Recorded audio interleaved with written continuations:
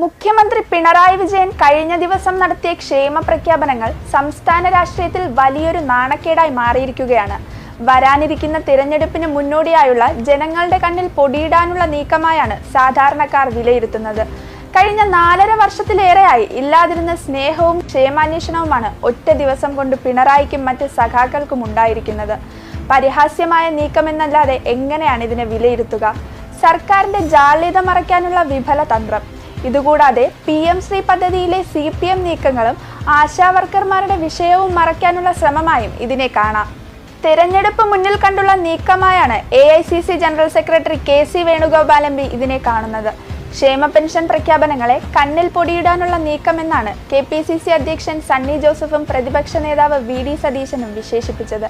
4.5 വർഷമായി 1 രൂപ പോലും കൂട്ടാത്ത ക്ഷേമ പെൻഷനുകൾ തിരഞ്ഞെടുപ്പ് അടുക്കുമ്പോൾ വെറും 400 രൂപ മാത്രം കൂട്ടിയാണ് ഈ കോളിളക്കമെല്ലാം നടത്തുന്നത്. മുടങ്ങിക്കിടക്കുന്ന ക്ഷേമനിധി പെൻഷനുകളുടെ കാര്യത്തിലാവട്ടെ സർക്കാരിന് മിണ്ടാട്ടമില്ല. അതിരൂക്ഷമായ പ്രതികരണമാണ് ആശമാർ നടത്തിയത്. 1000 രൂപ എന്ന് പറയുമ്പോൾ ദിവസേന 33 രൂപയാണ് വർദ്ധിക്കുന്നത്. വേതനം വർദ്ധിപ്പിച്ചെന്ന് ഊറ്റം കൊള്ളുന്ന മന്ത്രിക്ക് ഉളുപ്പുണ്ടോ എന്നാണ് ആശാ വർക്കർമാർ രോഷത്തോടെ ചോദിച്ചത്. ചുരുക്കത്തിൽ മുഖ്യമന്ത്രിയുടെ ക്ഷേമ പ്രഖ്യാപനങ്ങളെ ജനാധിപത്യ ബോധമുള്ളവർ ഒറ്റക്കെട്ടായി തള്ളിപ്പറയുകയാണ്.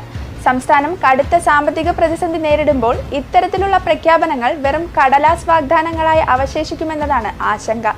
ശമ്പളം കൊടുക്കാൻ പണമില്ലാത്തതിനാൽ 1500 കോടിയുടെ കേന്ദ്ര പദ്ധതി കൊണ്ടുവരുന്ന സർക്കാരാണ് 10,000 കോടിയുടെ വൻ തള്ളൽ നടത്തുന്നത്.